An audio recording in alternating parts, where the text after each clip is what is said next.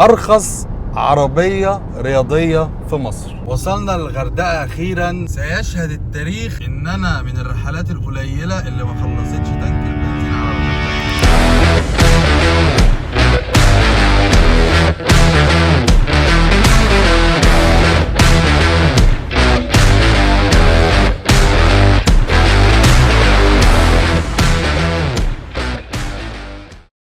حبايبنا ايه الاخبار؟ انا اليومين دول معايا الام زوم بجربها، الجي اي سي الام زوم. كتير منكم يعني طلبوها، فهنجرب تجربه مختلفه. القطه معانا هي انا راكنها، قاعدين على قهوه دلوقتي على الفجر، فقلنا ايه يعني نشرب حاجه ونتكل على الله. عايز اقول لكم ان احنا حطينا الشنط بتاعتنا ورا هنا. الشنطه مساحتها 341 لتر، وهي تبان اكبر من الرقم ده. يعني هو الرقم ده انا مش عارف هم جابوه منين بصراحه، ان هي ظاهره قدامي اكبر من الرقم ده. طبعا شنطه كهرباء بتفتح وتقفل كهرباء. يلا بينا نتحرك دلوقتي ونطلع على السفريه بتاعتنا. مسكنا طريق العين السخنه الغردقه، هوريكم دلوقتي. وسامحينا بقى يا جي اي سي لو احنا خدنا مخالفات او حاجه، عشان طبعا العربيه دي عربيه رياضيه من الطراز الاول، انا مضطر اجري. بس العربيه دي هتساعدنا في الموضوع ده بحاجات لذيذه جدا. تعالوا اما اوريكم. طبعا انا هشغل الحاجات دي لما هحتاجها. يعني اولا العربيه فيها ادابتيف كروز كنترول، بيثبت السرعه بناء على العربيه اللي قدامه، فاحنا هنشغله.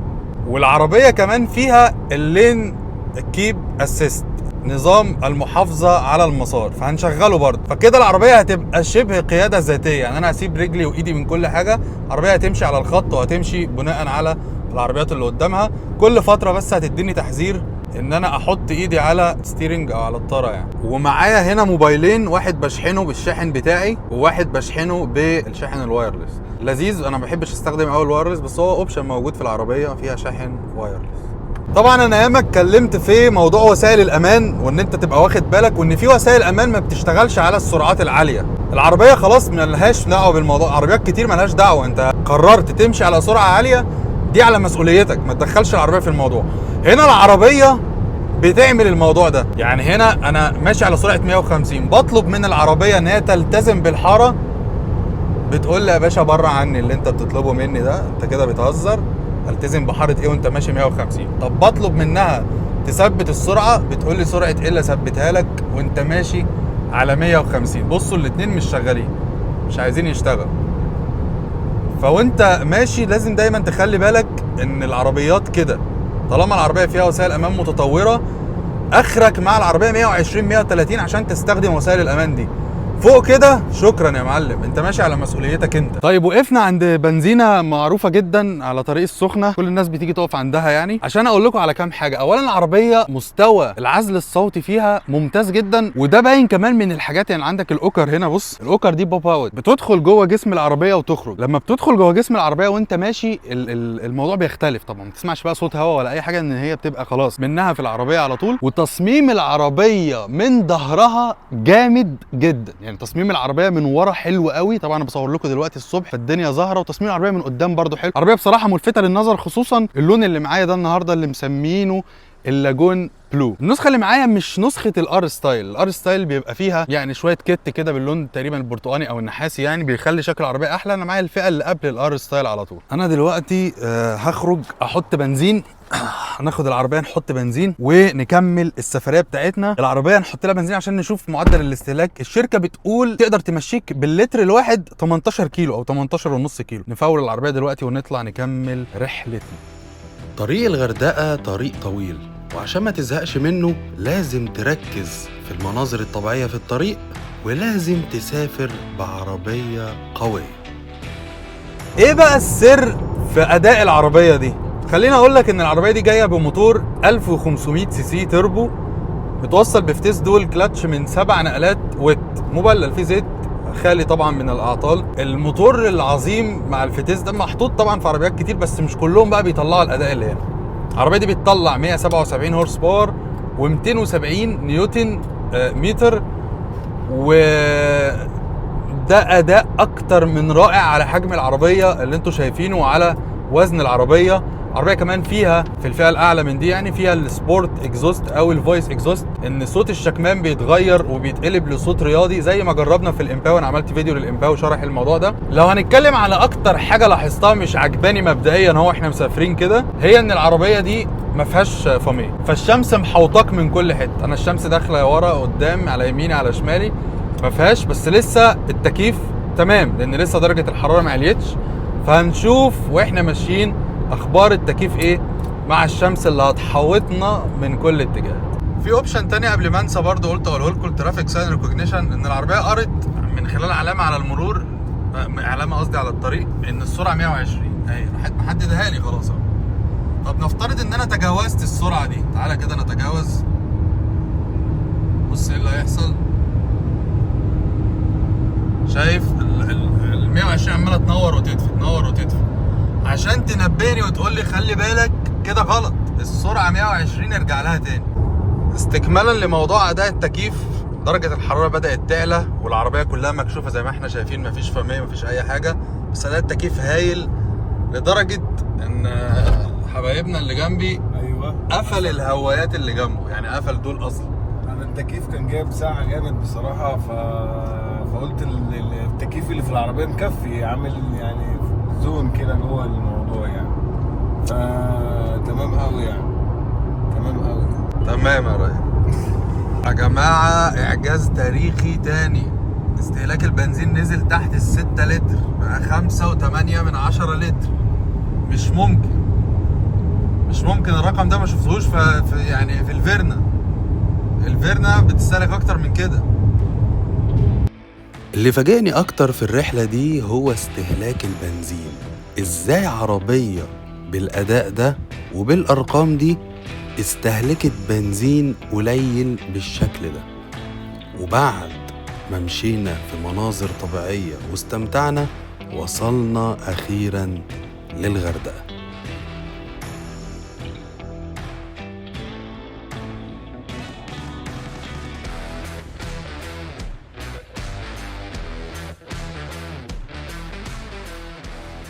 وصلنا للغردقة أخيرا.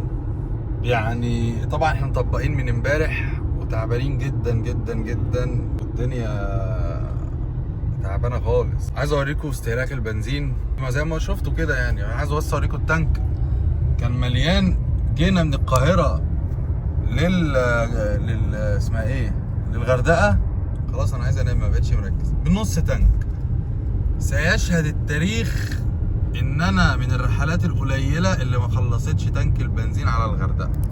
عارفين المسافه من القاهره للغردقه كبيره يعني. وقفنا نفطر عند جاد وقعدنا نلف شوية حلوين عشان نوصل لفندق كويس نقدر نبات فيه، لحد ما وصلنا للفندق ده.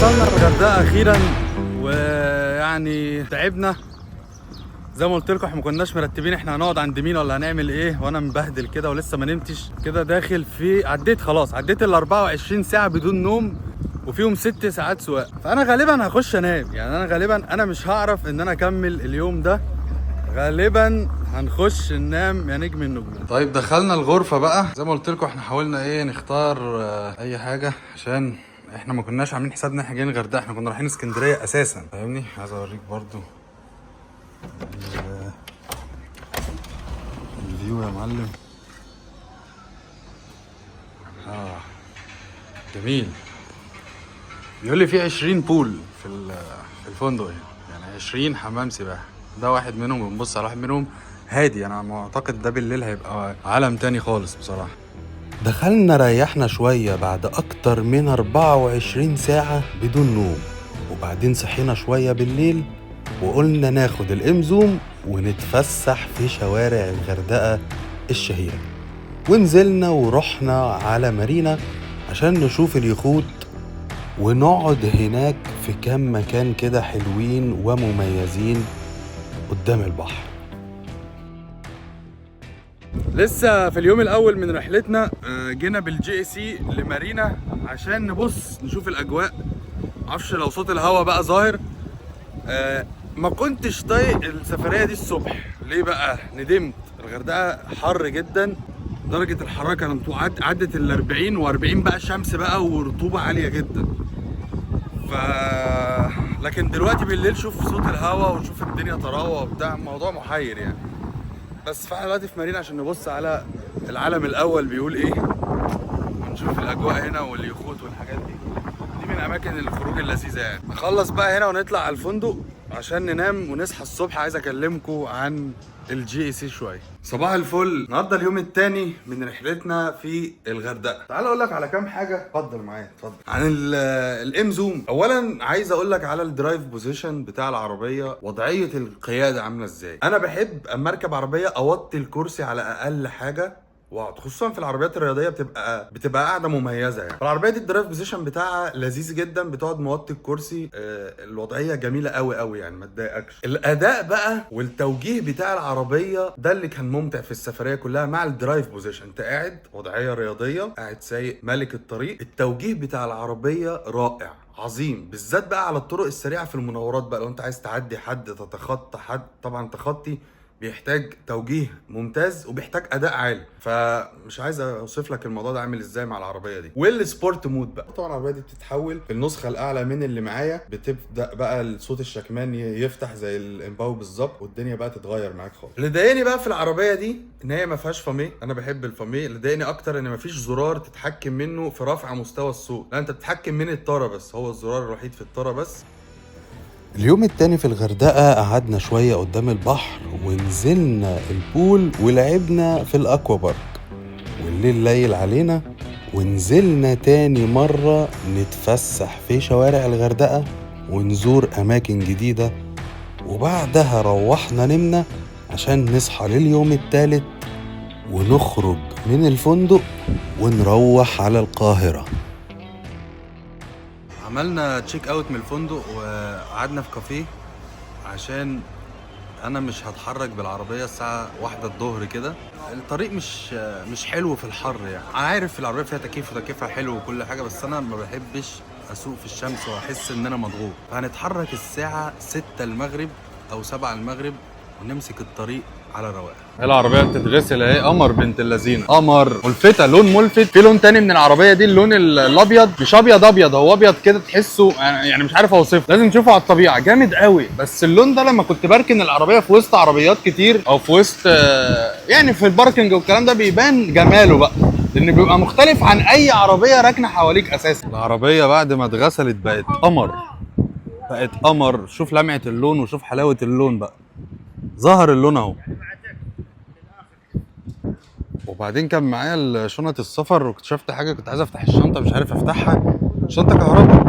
فرحت وقفت، المفتاح في جيبي، رحت وقفت كده، بص مفيش حاجة في ايدي ولا حركت رجلي ولا حاجة. مجرد ما هي حست ان حد وراها راحت فاتحة الشنطة. دي حاجة من الحاجات اللذيذة اللي انا اكتشفتها في السفرية العظيمة دي. يلا بينا نتحرك على القاهرة الساعة 6:30، وقت جميل للحركة. لو بتخاف من السواقة بالليل بلاش تتحرك بالليل، خصوصا ان الطريق بالليل ممكن يحصل لك عطلة او اي حاجة، ممكن متعرفش تتصرف يعني. ربنا يسترها بقى واحنا راجعين. مهم، زمان عايز اقول لكم حاجة مهمة. زمان كنت عشان تركب عربية رياضية كنت محتاج تدفع فلوس كتير، يعني انت محتاج تدفع لك 4-5 مليون جنيه عشان تشتري عربية تنزل تجري بيها وتبقى عربية رياضية، تصنف عربية رياضية يعني. الموضوع النهاردة اختلف كتير جدا. انت النهاردة العربية الرياضية ب20% من الرقم ده بتجيب لك عربية رياضية عادي. يعني عربية زي اللي احنا راكبينها دي بتمن فيها تيبو مثلا، تروح تجيب لك فيها تيبو مثلا عربية عادية، ولا ممكن تركب لك عربية رياضية زي دي تديك ثقة في نفسك وتديك ثقة كمان فيها وثقة في الطريق اللي انت ماشي عليه، وتروح معاك مطرح ما انت رايح. روح ولا يهم، واجري وشد وخد مناوراتك وخد حاجتك. والاداء الرياضي والمتعة السواقة الرياضية اللي انت بتشوفها في العربيات الغالية اللي كنت بتشتريها زمان اختلفت دلوقتي، بقيت تاخدها بعربيات باسعار عربيات عاديه يعني. فده اللي عايز اقول لك عليه. العربيه دي وانا بكلمكم كده تصنف انها ارخص عربيه رياضيه في مصر. الدنيا ليلت علينا وراجعين القاهره، الدنيا ليلت، والسواقه في العربيه دي الصبح حاجه وبالليل حاجه تانية. العربيه ممتعه جدا بالليل بطريقه غريبه. العربيه الامبيانت لايت مع شكل الشاشات مع الاضاءه مع ال LED اللي قدام بتاع العربيه منور الطريق كله. هوريكم برضو، تعالوا شوفوا. تمام، ادي كده المنظر العام. لا حلو يعني، حلو. الاضاءه اللي قدام بقى انت مش متخيل مدى قوتها قد ايه. يمكن عشان انا بصور في الكاميرا ممكن ما تكونش ظاهره لك، بس خلينا نعمل كده. بص، عايز اقفل لكم النور. هو كده ده النور الصغير خالص. شوف هي منوره لحد فين لما كانت منوره. الطريق اللي جينا منه هو الطريق اللي هنرجع منه، وعشان كده رحلة الرجوع برضه هنستمتع بالمناظر الطبيعية. وطالما قررت ترجع بالليل يبقى حاول تحضر وقت غروب الشمس وانت جاي على الطريق. وصلنا اخيرا القاهرة وزحمتها. العربية التقييم النهائي ليها بعد الرحلة العظيمة دي، الاداء ممتاز، التكييف ممتاز، الثبات ممتاز، التوجيه ممتاز. العربية العزل الصوتي مش ممتاز، ممكن نقول ان هو جيد، خصوصا على السرعات العاليه. السرعات العاليه ما بيبقاش لذيذ فيها. انا عارف ان انا قلت في بدايه الرحله ان العزل الصوتي كويس عشان خاطر الاوكر البوب اوت، اوكر بتدخل جوه. بس يا جماعه مع التجربه مع المشي بالعربيه على سرعات عاليه طلع ان العزل الصوتي لا، فوق ال 120 وفوق ال 130 هتسمع قوي صوت الهواء. مش بسبب الاوكر، بسبب المرايات. مرايات العربيه هي ميزه وعيب. مرايات العربيه كبيره فبتديك مساحه رؤيه جميله جدا، كشف الطرق كلها، كشف الطريق كله وراك. بس المرايات عشان كبيره برضو ودي ميزه. عيب في حته العزل الصوتي ان هو على السرعات العاليه العزل عالي. وبعدين برضو يا جماعه سعر العربيه كام يعني، انت فاهمني. وناس كتير قالت لي علق على موضوع السعر. السعر بالنسبه للعربيه دي يا جماعه طبعا تحفه، لان العربيه ارخص. ناس كتير قالت لي اتكلم في الموضوع ده. ارخص من الجيلي الكوري التقفيل المحلي. بالنسبه لي العربيه دي تكسب الكوري في نقطتين. اول نقطه هي التجميع المحلي. العربيه دي مستورده تمام وارخص في السعر. تاني نقطه المساحات. العربيه دي مساحاتها كبيره واسعه، اوسع من الجيلي الكوري. الجيلي الكوري تكسب في ايه لسه ما اعرفش، هنجربها ان شاء الله قريب واقول لكم الجيلي الكوري ممكن تكسب دي في ايه. ولكن تجربه عظيمه من JAC إمزوم.